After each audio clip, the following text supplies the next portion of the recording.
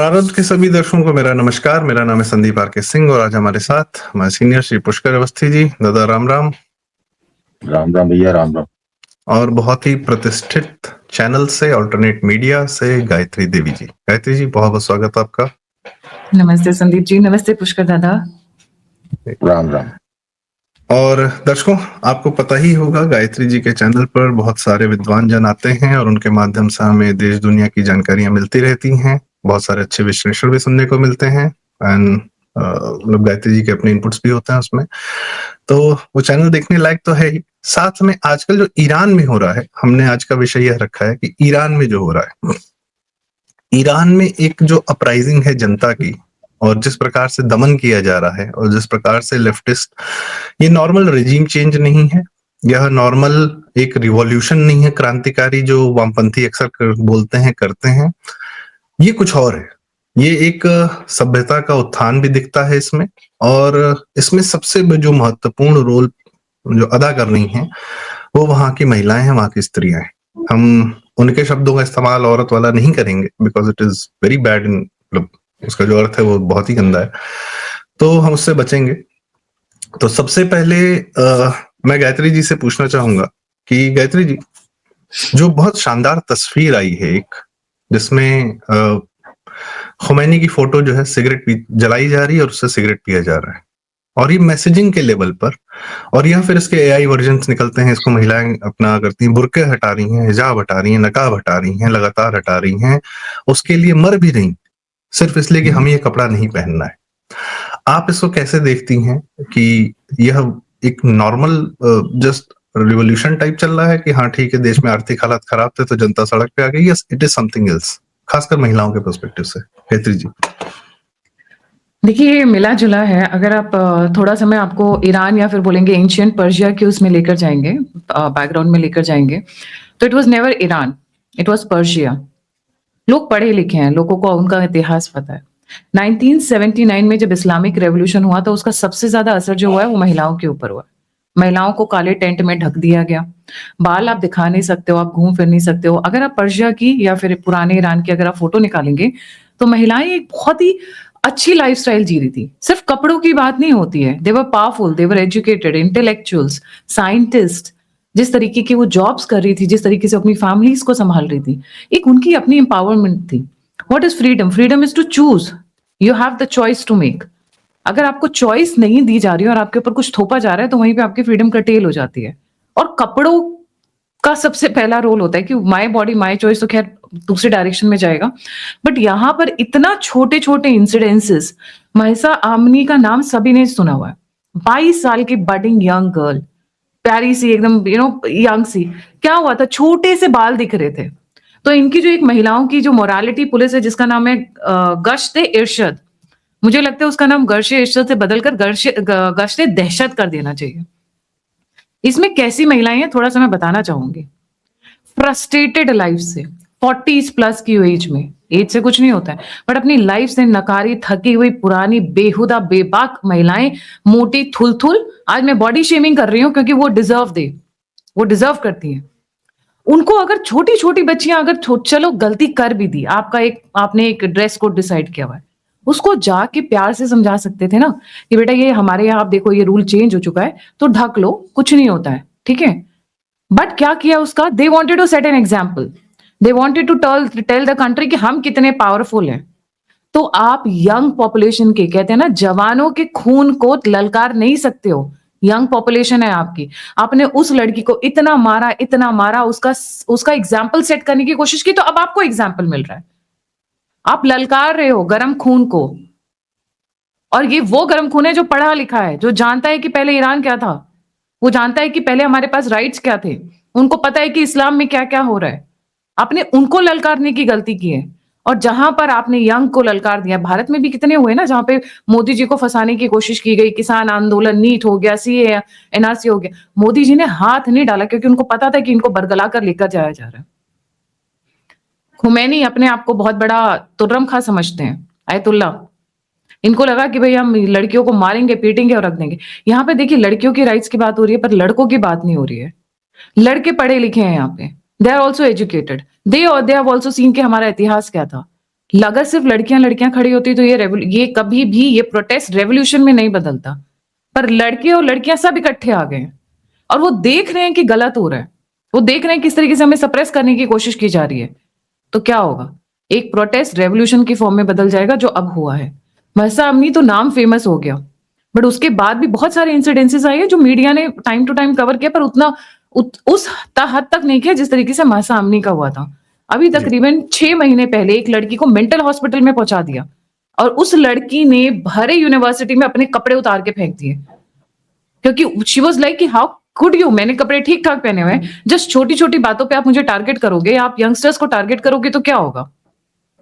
ये एक इनका वीक स्पॉट था, बोलते हैं ना, जिसको फ्लेयर अप कर दिया वेस्ट ने, इजराइल ने, मोसाद ने, कि उनको एक चाहिए था वीक पॉइंट। आपने वो उनको चांदी की थाली पे परोस के दे दिया। जब इजराइल में 7 अक्टूबर को हुआ था, आप देखिए तार जोड़िए किस तरीके से एक एम्पायर या फिर एक डिक्टेटरशिप के अगेंस्ट में बिल्डअप होता है। महसा अमनी का अभी तक गुस्सा शांत नहीं होता। जब 7 अक्टूबर को हुआ और उसमें महिलाओं की जो बॉडीज दिखाई गई, आपने सबको मारा, ठीक है, छोटे छोटे बच्चों को माइक्रोवेव में डाल दिया आपने, उसकी बॉडी को उसको नंगा करके आप बोले उसमें कार में डालकर आप घुमा रहे हैं। क्या होगा? वो महिलाएं जो ईरान में बैठी हैं वो अपने आप को उससे रिलेट करती हैं कि हमारे साथ भी ऐसा हो रहा है। तो हमारा जो डिक्टेटर बैठा हुआ है जिसने हाउतीज को, हिजबुल्लाह को, हमास को पैदा किया है, ये हमारे साथ भी होगा। इसलिए सब इकट्ठे हो गए। हमास जब 7 अक्टूबर को अटैक हुआ था, अगर आप देखेंगे तो ईरान के लोग इजराइल के फेवर में खड़े हुए थे, not in favour of Iran, क्योंकि वहां पे आपने महिलाओं को टारगेट कर लिया ना, आपने बच्चों को टारगेट कर लिया, सोसाइटी के उस भाग को टारगेट कर लिया जिसको प्रोटेक्शन की सबसे ज्यादा जरूरत होती है। And what are you telling कि हम तुम्हारे साथ भी ऐसा ही करेंगे, you dare not raise a voice.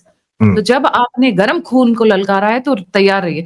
कोई भी रिबेलियन, कोई भी रेवोल्यूशन हमेशा यंगस्टर्स के कंधे पे होता है, युवाओं के कंधे पे होता है। उसमें 40-50 साल के बुजुर्ग लोग नहीं आते हैं, मैं उनको मतलब मिडिल एज के लोग नहीं आते, यंगस्टर्स आते हैं 18 साल की उम्र से लेके 30 साल की उम्र तक के। और आप जो देख रहे हैं जो अभी हो रहा है ईरान में, वो यही तो है।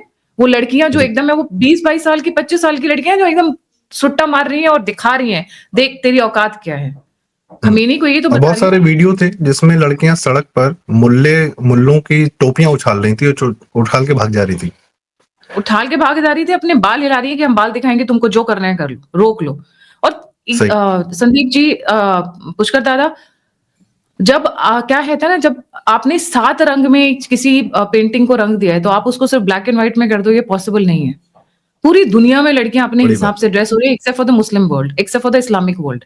तो उनको देखकर नहीं हो रहा है कि भाई ये भी तो आराम से घूम रही है, इनके यहाँ तो, अब यूएस की बात कर लीजिए, यूके की बात कर लीजिए, यूरोप की बात कर लीजिए, लड़कियां खुलेआम आराम से अच्छे से घूम रही हैं, फिर रही हैं, अपने हिसाब से पढ़ाई कर रही हैं, एजुकेशन कर रही हैं, बच्चों को देख रही हैं। तो उनको क्या फील होगा कि ये ही गड़बड़ है, इन्हीं लोगों के साथ प्रॉब्लम है। तभी this rebellion which has gone against Ayatollah Khomeini के अगेंस्ट भी हो सकता था। तो अब ये प्रॉपर खमीनी के अगेंस्ट से अब ये जाकर कहां पहुंच गया है, हमें इस्लाम नहीं चाहिए, वी वांट ज़ोरोएस्ट्रियनिज्म बैक और वी वांट क्रिश्चियनिटी बैक। नहीं तो सिर्फ लीडर के खिलाफ होगा। तो वो ट्रांसफॉर्म हो रहा है एक स्टेप से दूसरे स्टेप, बिकॉज दे सीइंग कि किस तरीके से उन्हें ऑप्रेस किया जा रहा है। रिलीजन का नाम लेकर उनको हलाल करने की कोशिश की जा रही है बेसिकली।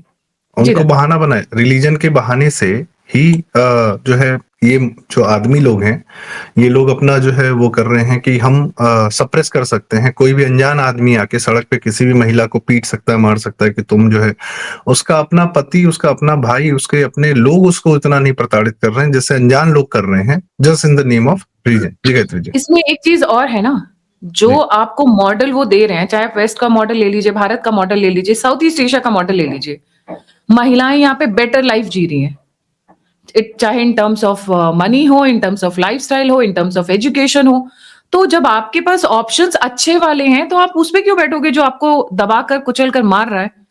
सही है भाई, वहां पे वो अपने हिसाब से कर रही हैं। चाहे power is not equal to आपने कपड़े क्या पहने हैं, या आप रात को ड्रिंक कर रही हैं या आप स्मोक कर रही हैं, वो पावर नहीं है। पावर इज कि हम चॉइस कर सकते हैं, हमें क्या चाहिए, हमें वो आजादी चाहिए। उसके हिसाब से कुछ लोग होंगे जो उसको सिर्फ पब और अपने कपड़ों तक लिमिटेड रखेंगे, बट बहुत सारी महिलाएं जो generally women are considered as the constructive force in a family, पढ़ाई लिखाई करना चाहेंगी, कंट्रीब्यूट करना चाहेंगी, आपकी इकोनॉमी में बढ़ना चाहेंगी, जो ऑलरेडी कर रही थी। जो ऑलरेडी कर रही थी, अपने आप को एस्टैब्लिश करना चाहेंगी। हुँ। बहुत सारी महिलाएँ वो चाहेंगी कि भई मैं अगर सपोज़ मैंने ग्रेजुएशन की है, तो मैं अपनी बेटी को, अपने बेटे को ग्रेजुएशन किया, मैं अपने बच्चों को पीएचडी कराऊँ, उनको बिज़नेस हुँ। में सेटल कराऊँ। तो वो उस हिसाब से अपने आप को कंट्रीब्यूटिंग फोर्स समझती है। ये नहीं कि भई मैं आदी हूँ, मैं कमज़ोर हूँ, तुम जी, आओ मुझे जी, कपड़े ये पहनाओ। वे बियॉन्ड जी, देन दैट। जी। जी। तो मैं पुष्करदा को लेकर आता हूँ, क्योंकि पुष्करदा से हमें यह भी समझना है कि जो आपने चित्रण किया है, वह हम ईरान की फ़िल्मों में भी देखते हैं, ईरान के पहले के इतिहास में भी देखते हैं। कई सारी जो ऐसी फ़िल्में, जैसे मुझे एक फ़िल्म याद आती है, एज ऑफ हेवन करके है, उसको कान्स में अवार्ड मिला था, जर्मन और ईरानियन फ़िल्म मेकर्स का आपस में कोलैबोरेशन था। उसमें एक परिवार है जो ईरान से निकलता है, पति-पत्नी, और पहली बार वो टर्की पहुँचते हैं, बड़ी मुश्किल से। मतलब वो ईरान से बहुत लोग भागे हैं, और किस प्रकार से भागे हैं, सीमाएँ क्रॉस करके, जो हमारे यहाँ डंकी रूट लगा के कनाडा जाते हैं, उससे बुरे हालात से लोग ईरान से भागे हैं, परिवार निकले हैं। और फ़िल्म में दिखाता है कि वो जैसे ही टर्की पहुँचता है वो आदमी, वो पहला काम करता है, अपनी पत्नी को पब्लिक में किस करता है। और उसकी पत्नी एकदम हैरान परेशान हो जाती है कि ये क्या कर रहे हो? तो कहता है, ये टर्की, यहाँ हम कर सकते हैं। उसके साथ बहुत सारी फ़िल्में, एज सेपरेशन करके है, फिर आपकी मोहसिन मकबूल बफ़ की बहुत सारी फ़िल्में, जो गाड़ी में अपने, मतलब जो फ़िल्मों पे प्रतिबंध लगाया ईरानियंस, ये खुमैनियन सत्ता ने। परसोपोलिस करके बहुत शानदार फ़िल्म है, कि वो फ्रांस चले जाती है परिवार, फिर वो बच्चा आ जाता है, तो वो देखता है, मतलब बच्चे की नज़र से पूरा जो है कि ईरान के बदलते हुए महिलाओं पर, जो, तो ये सारी फ़िल्में ना महिला पर्सपेक्टिव से हैं, कि क्या हो रहा था उनके साथ में। तो पुष्कर दा, ये आपको प्राकृतिक दिखता है कि बहुत कुछ गैर प्राकृतिक ईरान में किया जा रहा था? बस कुछ आदमी थे, वो हर प्रकार से आदमियों को या औरतों को या महिलाओं को, सबको जो है अपने भोग की वस्तु बनाकर या अपने दंभ की वस्तु बनाकर सामने रख रहे थे। और कोई भी समाज, कोई भी प्रकृति इतना तो नहीं बर्दाश्त कर सकती। प्रकृति के इतना अगेंस्ट कोई कैसे जा सकता है? क्या हो रहा है ईरान में दादा अभी इस समय? पुष्कर दा। ईरान में वही हो रहा है जो उस समाज में होता है जिस सभ्यता को जो है रिप्रेजेंट करती है। जो ईरान में हो रहा है, क्या वैसा ही शेष मिडिल ईस्ट में होगा? नहीं होगा। जैसे सही कहा, ईरान तो आज का नाम है, Persia is the original name. A Persian civilization है, जो इस्लाम और ज़रूथराष्ट्र इन सबसे ऊपर है। तो जब कोई नस्ल अपनी सभ्यता को ओढ़ती है, उस पे जो है अभिमान करती है, मान रखती है उसका, या अपने यहाँ जो भी उसके सभ्यता के जो प्रतीक होते हैं, उसको जो है कहना चाहिए कि वियरिंग ऑन द स्लीव्स, यदि ऐसी कोई नस्ल करती है, तो क्योंकि ये शताब्दियों का मामला है, तो उसमें जो है ये कोई अर्ध शताब्दी का कोई इस तरह का एक वाचाल का परिवर्तन आता है, या उस पे निरकुंशता आती है, या रिडिकुलिज्म आता है, तो उसका विस्फोट ऐसे ही निकलता है। आपको यहाँ पर अपनी बात जो आपने पूछा, उसको मैं वहां तक पहुंचने से पहले ये बता दूं कि 20वीं शताब्दी के शुरू से ही पारसी समाज जो था, पर्शियन जो सोसाइटी थी, उनके राजशाही थी कजार लोगों की, लेकिन उन्होंने विद्रोह किया था। उसको कॉन्स्टिट्यूशनल रिवोल्यूशन कहा जाता है। 1905 में वो जो है अपने यहाँ जो उनके यहाँ राज सत्ता थी, उसको हटा के जो है वो बना रहे, लेकिन साथ में पार्लियामेंट हो, जहां पर जो है पब्लिक के नुमाइंदे जाए। तो ये कह सकते हैं कि लोकतंत्र भी उनके अंदर जो है अंदर पुट था। वो ठीक है, एक सेमी डेमी गॉड के अंदर हो, लेकिन वो हो। वहां पे जो कॉन्स्टिट्यूशन रिवोल्यूशन हुआ, उस वक्त जो है जो बनाए गए, उन्होंने उठा के कॉन्स्टिट्यूशन असेंबली पे बमबारी कर दी। फिर जो है एक लंबा चक्र चला, एक के बाद राजा आया, उसको डिपोज किया। करने वाले भी यही ब्रिटिश थे और ये रशियन थे, क्योंकि ईरान वो the play ground after oil मिलने के बाद। आफ्टर सेकेंड वर्ल्ड वॉर सारा ओनर्स जो था वो ब्रिटेन का जो है ले लिया अमेरिका ने, और जो शाह पहलवी जिनका नाम आता है वो है। उन पे भी यही हुआ कि निशानदेही तो यही करते हैं कि 1971 में उन्होंने जो 2500 साल का जो पर्शियन एम्पायर की जन्मदिन मनाया था उन्होंने पूरा, और एक हफ्ता चला था, पूरे विश्व के लोग आए थे। तो उससे जो है उनकी जनता बहुत आहत हुई थी कि it was extra wagon. It is something same kind की। जब सुब्रतो राय ने अपने दोनों लड़कों की शादी लखनऊ में की थी, तो उसके बाद जो है जिन्होंने पैसा लगाया था वही जो है खार खा बैठे। हुआ ये इसके अंदर, ये बात सही है कि 1978-79 की रेवोल्यूशन से पहले, जब तक शाह पहलवी थे, ईरान काफी कोई हद तक वेस्टर्नाइज कह सकते हैं, ये ड्रेस सेंस में बात करते हैं, लेकिन तब भी ईरान ने अपनी ईरानियत नहीं छोड़ी थी। और उनको ये चीज खलती थी कि वो जो है अपने शाह, उनका राजा था, उसको वो अमेरिकन पपेट समझने लगे थे कि ये he is not representing anything which is Iranian in legacy. क्योंकि देखिए 16वीं शताब्दी में जब सफेद ने साम्राज्य ईरान में स्थापित किया, तो उस वक्त भी उन्होंने इस्लाम तो करीब 3 शताब्दी तक काटा पीटा गया। जो सुन्नी थे उनको शिया बनाया गया, क्रिश्चियन थे, वहां ईसाई थे, जो ये लोग थे आपके जो रशियन थे, उनको बनाया गया। सब कुछ होते हुए उन्होंने नाम नहीं बदला, अपने नाम अरबी नहीं किए, और साथ में जो 30 त्योहार जो उनके थे उसको भी नहीं किया उन्होंने। ये प्रॉब्लम यहाँ पे आई। इवन शाह पहलवी ने भी जो है इनकरेज किया कि ये वेस्टर्नाइज हो जाए, सब कुछ हो जाए, लेकिन जो है he was more interested in Christmas than जो उनका है ईरानियों का जो नववर्ष आता है, क्या नाम है मैं भूल रहा हूं, ये कारण बना। नवरोज कोई भी क्रांति होती है बिना स्त्री शक्ति के हो ही नहीं सकती। सब ये जितने वामपंथियों की भी आप रिवोल्यूशन देखे, गोरिल्ला वारफेयर भी देखिए, क्या आपने देखा कि क्या पुरुष है? बिल्कुल नहीं। ठीक, नेतृत्व हो सकता है, लेकिन बिना मात्र शक्ति के संभव ही नहीं, क्योंकि समाज तब खड़ा नहीं होता है। एक इंडिविजुअल स्प्लिंटर ग्रुप हो सकता है। तो 78-79 में जो कुछ हुआ वो basically it was against something. जो उनका जो राजनीतिक नेतृत्व था वो जो है उनको ईरानी नहीं लग रहा था। और अयतुल्ला खुमैनी का चॉइस इसलिए हो गया कि वो अपनी वेशभूषा से एक जो है बुजुर्ग होता है परिवार का।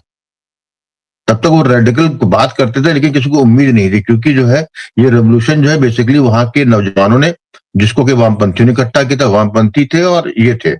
वो अलग बात है कि जो है जैसे ही सत्ता शाह ने 78 में ईरान छोड़ा और एग्जाइल किए और ये अयतुल्ला पहुंचे वहां पे, तो पहला काम उन्होंने यही किया कि वामपंथियों को काटा। जब वामपंथियों को काटा तो सबसे पहले जो है, आपको ये फोटो देखिएगा, मैं देना भूल गया आपको, जब अयतुल्ला खमेनी एयर फ्रांस से उतरे हैं तेहरान में पहली बार 78-79, उस वक्त जो उनको रिसीव करने वाले लोग थे सब सूटेड थे, लड़कियां औरतें स्कर्ट में थी, टी शर्ट पहनी हुई थी।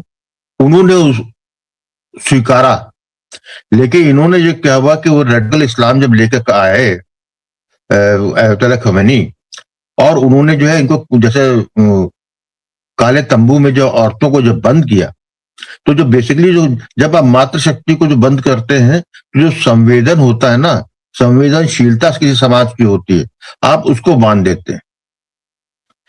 यहीं से जो है स्टार्ट हुआ। ठीक है, शुरू में कुछ नहीं हुआ, लेकिन क्या हुआ, क्या परिणाम है? परिणाम ये हुआ कि जब आप किसी समाज को बंधनों में, किसी रेडिकल थियोलॉजी में आप बांध देते हैं, यदि आपके पास सभ्यता का बैकअप नहीं है, तो आप वो नस्ल हमेशा हमेशा के लिए जो है या तो अपनी धारा मोड़ देती है या उसका जो है अंत हो जाता है। लेकिन ईरान में ये नहीं हुआ। 1990 के दशक से ही जो है आप लोग देखेंगे कि ईरानी फिल्में आने लगी इंटरनेशनल सर्किट में। वहां जबरदस्त सेंसरशिप थी, वहां तमाम तरीके के बंधन थे। उसके बाद क्योंकि सभ्यता उनके पास थी, कल्चरल बैकेस्ट उनके पास था बैकअप में, तो उन्होंने जो है एक रास्ता निकाला कि तमाम सेंसरशिप के बाद भी ह्यूमन एंगल की स्टोरीज लेके वो आए और उसको उसी फ्रेम में उन्होंने शूट किया। और वो आज तारीख में, आज की जनरेशन तो कोरियन फिल्म पे बात करती है, हमारी जनरेशन में 90 का दशक हो, 2000 के 21वीं शताब्दी के पूरा समय हो, ईरान से जो है एक से एक शानदार डायरेक्टर निकले और फिल्में आई। उसका मेन क्रक्स क्या होता था? कोई ऐसी कहानी नहीं है जिसमें स्त्री जो है फ्रंट लाइन में ना हो, या बच्चा ना हो, बच्चा मतलब होप, ठीक है। ये हमको सिखाता है, बताता है कि ये ईरान की संस्कृति जो है, ये जो है उनके रिलीजियस डॉगमा पे भारी पड़ रही। आज जो हम देख रहे हैं जिस तरीके से, क्यों जैसे 2022 में उसको उस लड़की को बाल दिखाने पे उसको मारा, क्यों? इसलिए मारा, उससे डरता है जो इस जो रिलीजियस डॉगमा के जो प्रहरी होते हैं, उनको उससे डर लगता है, क्योंकि वो एक जरा सा बाल दिखाना वो उनको अपने ही नपुंसकता का एहसास कराता है। और उसमें करता कौन है प्रहार, या उसको कौन दबा के उसको मारता है? जो स्वयं पैथोलॉजी साइकोलॉजिकल रूप से डैमेज सोल होते हैं। यदि आप किसी डॉक्टरीन में आप चलने में चले जाते हैं, तो आप हमारे यहाँ पूरे आप देखते नहीं क्या भारत में जो वामपंथ के डॉगमा में चला गया, या जो इस्लामिक कट्टरवाद के उसमें रॉ में बह गया, तो आपको क्या वो नॉर्मल व्यक्ति लगता है? बिल्कुल नहीं लगता, क्योंकि सत्य उसके सामने होता है। उसके बाद उसके आंख में एक ऐसा चश्मा होता है कि वो एक्सरे करके वो अपना सत्य देखता है और बोलता है। यही ईरान में हुआ। आज जो आप देख रहे हैं जिस रिवोल्यूशन की, वो रिवोल्यूशन बेसिकली जो है, जैसे लोग कह रहे हैं 57 मस्जिद जला दी गई, क्योंकि ईरान में मस्जिद जो है मुल्ला कृषि का प्रतीक है, इसलिए हुआ है। क्या पूरी तरीके से इस्लाम के हैं जहां से सब कंट्रोल किया जाता है, मस्जिदें थोड़ी हैं, वो तो पोस्ट्स हैं। तो वहां बिल्कुल, तो वहां पर जो है, जो आज विरोध में स्त्री ही क्यों दिखाई जा रही है, क्योंकि वो जो है स्त्री आई ऑप्टिक्स होता है, उसमें जो है स्त्री यदि है तो पुरुषों पे उलाना भी है। यदि औरत कर सकती है तो आदमी क्यों नहीं कर सकता? इसलिए जो वाला जो फेमस फोटोग्राफ है कि वो अयतुल्ला की फोटो जला रही है और सिगरेट पी रही है, इट इज नॉट कि वो she is representing something where Islam is gone. और ये क्योंकि ये तो ईरानी सभ्यता नहीं है ना, कि वो अपना जो है एक प्रतीक बना रही है, और ये प्रतीक जो है, यही जो है सफल बनाएगी इसको। ओनली इनकी प्रॉब्लम सिर्फ यही है कि इनके पास नेतृत्व नहीं, क्योंकि जनमानस का है, इसके अंदर जन उड़ा हुआ है। इसके परिणाम आगे क्या निकलेंगे क्या नहीं निकलेंगे वो अलग बहस हो सकती है इसके अंदर, क्योंकि यदि परिणाम के बारे में इतना श्योरिटी होती संदीप, तो अमेरिका कब का आ चुका होता, इजराइल बहुत कुछ कर चुका होता। लेकिन दे डोंट। फिर एक और है, जब आपकी सभ्यता है, ईरान में भले मुल्ला कृषि हो, लेकिन साइंस में उनके आदमी कम नहीं है, फायर आर्म्स बनाने में कम नहीं है। They are evolve person, intellectual है वो लोग, न्यूक्लियर इंटेलेक्चुअल है। इसलिए आज अमेरिका और इजराइल को भी डर सताता है कि उस जंगल में चले गए, बूट ऑन ग्राउंड कर दिए, तो हम वहां पर वैसे साबुत निकल पाएंगे या नहीं निकल पाएंगे। तभी ट्रम्प बोलता है ना कि आप लड़ते रहिए, हम आ रहे हैं, we are coming for help. अरे हेल्प क्या है यार, क्योंकि उसको इट डजंट मैटर टू कि आप 2000 मरो या 20,000 मरो।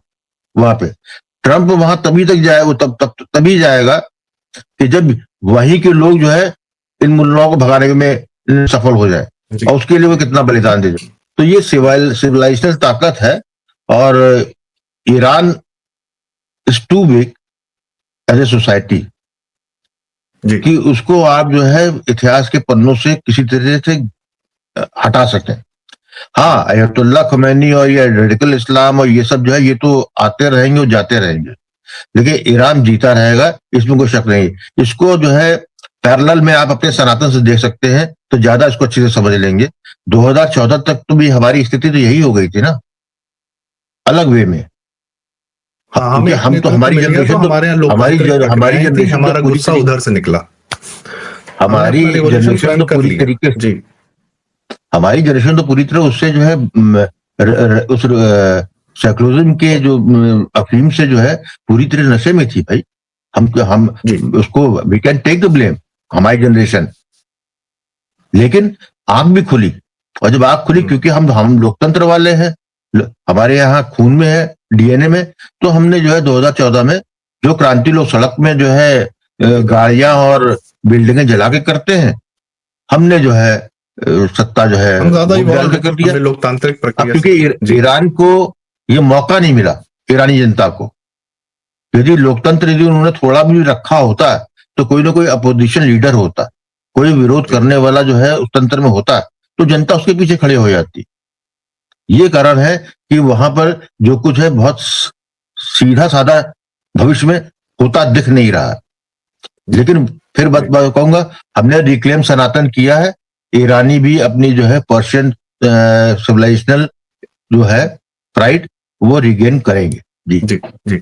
मैं गायत्री जी के पास आता हूँ। गायत्री जी, आपने जैसा बताया कि संस्कृति की संवाहक जो होती हैं वो ज्यादातर घरों में या परिवारों में, समाजों में महिलाएं होती हैं, स्त्रियां होती हैं। और जो पर्शियन संस्कृति है उसकी संवाहक भी महिलाओं के माध्यम से ही हमें आज ईरान में दिख रहा है। और अच्छी बात यह है कि इस्लाम से पूर्व का ईरान उनको याद है और वह उस जीवन में अपना जीवन या उस सभ्यता में अपना जीवन देखती हैं, बेहतर तरीके से देखती हैं। मैं आपसे बहुत ब्लंट डायरेक्ट क्वेश्चन करना चाहूंगा कि ये इस्लाम को तकलीफ क्या है महिलाओं से?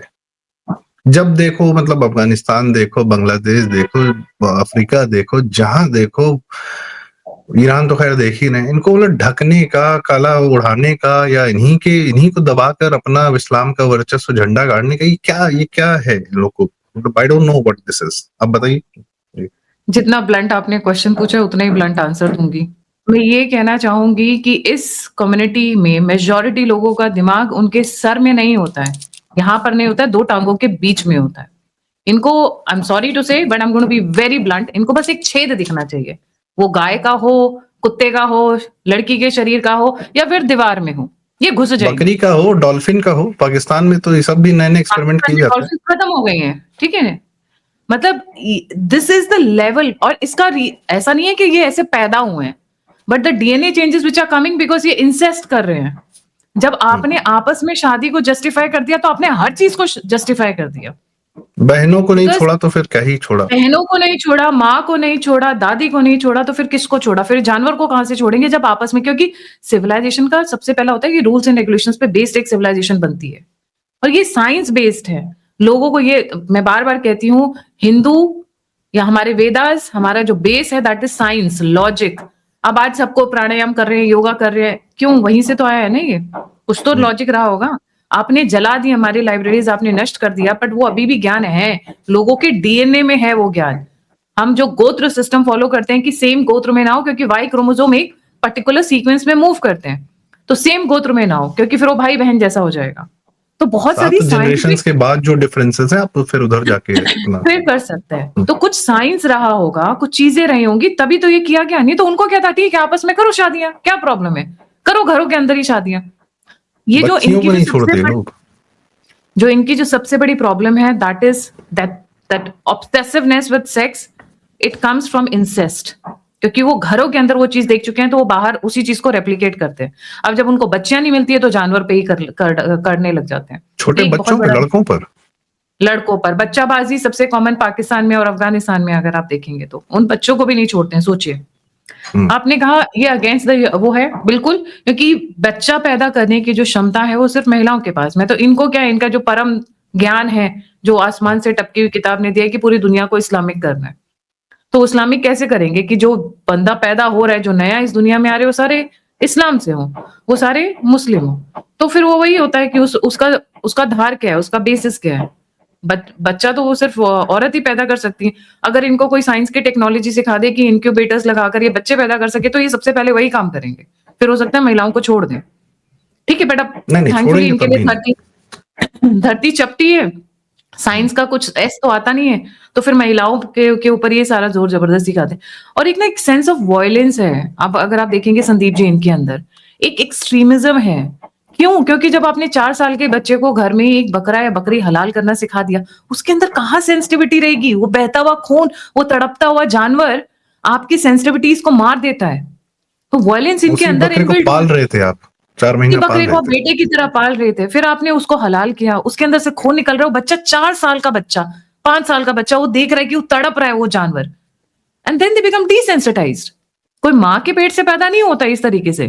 पर जब आप उसको कंडीशनिंग ऐसी कर रहे हो, दो ही चीजें एक इंसान को बनाती हैं, एक उनका डीएनए, दूसरा उनका एनवायरमेंट। डीएनए ऑलरेडी रेडिकलाइज हो रहा है क्योंकि आप इंसेस्ट में शादी कर रहे हैं। एनवायरमेंट क्या है? आप हलाल सिखा रहे हैं, मदरसा भेज रहे हैं जहां पे मौलवी ऑरेंज दाढ़ी बना के पता नहीं क्या क्या बच्चों को दिमाग में डाल रहे हैं। कहाँ है? क्या होगा इनका फिर? आपकी किताब के अंदर लिखा हुआ है कि 4 महिलाएं इक्वल टू 1 मैन, तो महिलाओं को तो आपने वहीं रद्दी कर दिया। और let me tell you on record, जब भी साइंस में कोई एक्सपेरिमेंट होता है, मेरा बैकग्राउंड साइंस है, तो उसका जो सबसे टॉप लेवल एक्सपेरिमेंट होता है, मतलब final before release in the market, कोई भी ड्रग हो, कोई भी मेडिसिन हो, कॉस्मेटिक हो, उसका जो टेस्ट होता है, फाइनल टेस्ट, इधर उधर के टेस्ट वो मेल के ऊपर कर सकते हैं, चाहे वो एनिमल्स में हो चाहे वो ह्यूमंस में हो, जो अपने आप को बोलते हैं कि हम हमारे ऊपर क्लिनिकल ट्रायल कर लीजिए। The final test, defining test is always on a woman, female. It can be a animal also, it can be a human also. Defining test. तो इनके अंदर जब महिलाओं को दबा कर, कुचल कर, प्रेशराइज कर कर हर चीज अपने हिसाब से करने की वो डाल दी गई है कि जिसकी लाठी उसकी भैंस वाले स्टाइल में, तो इनके अंदर तो महिलाओं के सब कुछ उल्टा ही है ना। इनको तलाक देने तक का राइट नहीं दिया हुआ था, बताइए। आपको रहना ही पड़ेगा, नहीं तो आप कितने भी निकाह कर लीजिए, पढ़ाई अलाउड नहीं है। मतलब if I can go on and so fourth. अब आज ही देख लीजिए, ग्रूमिंग गैंग का एक एग्जांपल आया हुआ है यूके के होल्स्टन से। तो तकरीबन 300-400 सिख लोग एक घर के नीचे धरना दे रहे हैं। उस घर के अंदर, उस फ्लैट के अंदर एक सिख लड़की को ग्रूमिंग गैंग ने बंदी बना के रखा हुआ है। पाकिस्तानी मुल्ले, पाकिस्तानी मुसलमान, काहे का ग्रूमिंग है, पाकिस्तानी मुसलमान। हाँ। उस लड़की के साथ कितने लोगों ने क्या क्या किया नहीं पता है, पर उसको पहले उससे दोस्ती की, दोस्ती करने के बाद उसको परिवार से दूर किया। जब परिवार से दूर किया और वो लड़की अकेली पड़ गई, वल्नरेबल हो गई, तब उसको इन्होंने कैप्चर करके अपने फ्लैट में बंदी बना के रखा हुआ है। उसके साथ क्या क्या सेक्सुअल एक्सप्लॉयटेशन, क्या रेप हो रहा है, मैं I can't even imagine. But आज वो सिख समुदाय वहां बैठा हुआ है, धरना दे रहा है कि हमें हमारी लड़की वापस चाहिए, और यूके की पुलिस चूड़ियां पहन के कुछ भी नहीं कर पा रही है। Dare it, bring it on. जब सादिक खान को मेयर बनाओगे तो करेगा क्या? वहां तो लंदन की पुलिस सादिक खान के अंडर में ही है। सादिक खान ने खुली छूट दे रखी है उसको अपने सर पे उड़ा, लोकतंत्र के नाम पे सादिक खान को उड़ लिए हो तो क्या ही, यही इनका दिमाग यहाँ पे नहीं है, इनका दिमाग इनके दो टांगों के बीच में है। एंड ट्रस्ट में, दिस डीएनए इज रियली मेरे पास वर्ड्स नहीं है, मैं बहुत फाउल लैंग्वेज यूज कर लूंगी कि अपनी जब माँ बहन को ना छोड़े तो किसको छोड़ेगा। जी नहीं, इसीलिए यह जानना आवश्यक था कि इन लोग का यह मतलब जो मानसिकता है, और मैं अब जाहिर सी बात है हम लोग वो औरत शब्द का इस्तेमाल क्यों नहीं कर रहे, उसका आप शाब्दिक अरेबिक अर्थ देखेंगे तो आपको समझ में आएगा कि हम क्यों उस शब्द से बच रहे हैं जब से उसका अर्थ पता चला है। यह मानसिकता है। निकाह जो शब्द है, वह निकाह कोई शादी नहीं है, ब्याह नहीं है, बंधन नहीं है। निकाह शब्द का आप शाब्दिक अर्थ देखेंगे तो it is just penetration, nothing else. वहां विवाह का दूसरा संबंध, दूसरा नाम आता है, मैं अभी भूल रहा हूं उसको कुछ और ही कहते हैं। विवाह जो होता है कि जो पति पत्नी आपस में जीवन भर के लिए बंधे, वह निकाह नहीं होता। निकाह is just a contract for just one whatever. उसको और ज्यादा जस्टिफाई करने के लिए मुता निकाह कर देते हैं लोग। हैदराबाद में क्या किया है इन लोगों ने, हजारों बच्चियां बेची हैं, और एक आदमी ने फिल्म बनाई थी सागर सरहदी, तो उसको फिर पूरी फिल्म इंडस्ट्री से आउट कर दिया था। बाजार नाम की फिल्म आई थी। मैं coming back to Iranian film, एक फिल्म है बहुत शानदार, टू वुमेन, 1990s की है, टू वुमेन, ईरानियन फिल्म है। और उसमें आप दो महिलाओं को देखेंगे कि वह आर्किटेक्चर पढ़ने गई हैं, और एक चूंकि पढ़ पाती है और एक को वापस गांव बुला लिया जाता है। दोनों के जीवन का अंतर, और कैसे एक आदमी जिंदगी भर एक और दूसरी महिला का पीछा करता रहता है। और एक सीन है जिसमें अपना बुर्का पकड़ के ना दौड़ रही है। महिला अगर किसी से जान बचाने के लिए दौड़ती है तो वो बस दौड़ेगी ना, कि अपना बुर्का पकड़ेगी। क्योंकि ईरानियन फिल्म्स में यह दिखाया जाता है कि सेंसर कर देते हैं कि आप बाल नहीं दिखा सकते, तो दौड़ने का जो सीन है वह दिखाया जाता है कि वो अपना बुर्का पकड़े हुए है कि कोई मुझे देख न ले, कोई मेरे बाल ना देख ले, फिर भी भाग रही है एक अपने हत्यारे से या जो भी उसका पीछा कर रहा है। और वो सीन बड़ा आइकॉनिक है। तो हमारी जो चर्चा का आज जो ईरान पर हम बहुत, जी गायत्री जी बताएं। ये डिफाइनिंग मोमेंट होगा अगर खमीनी इस रिबेलियन को, इस रेवोल्यूशन को क्रश करने में सक्सेसफुल हो जाते हैं।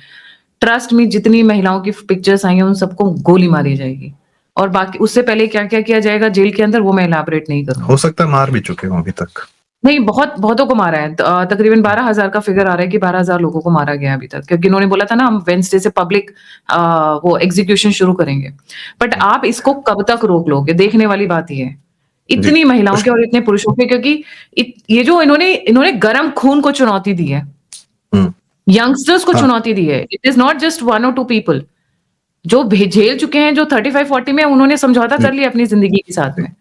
ये जो मैं चुनौती है, ये आसानी से जाने नहीं देंगे। वो बच्चे मरने को मर जाएँगे, क्योंकि आज की जो जनता है, आज के जो बच्चे हैं, चाहे आप भारत में ले जी, लीजिए, यूएस, कहीं भी किसी भी देश में ले लीजिए, वो झुकने को तैयार नहीं है, मरने को जी, तैयार है। जी। पुष्कर दा, मैं आपके पास आपके क्लोजिंग कमेंट्स के लिए आता हूँ। अमेरिका को बड़ी आदत है ये रेजिम चेंज वगैरह करने की, पर एक सभ्यता का उत्थान तो अमेरिका को भी नहीं पसंद होगा। अगर वो भी ऐसी सभ्यताएँ जो क्रिश्चियनिटी के पैरेलल खड़ी हों या उनसे बेहतर हों।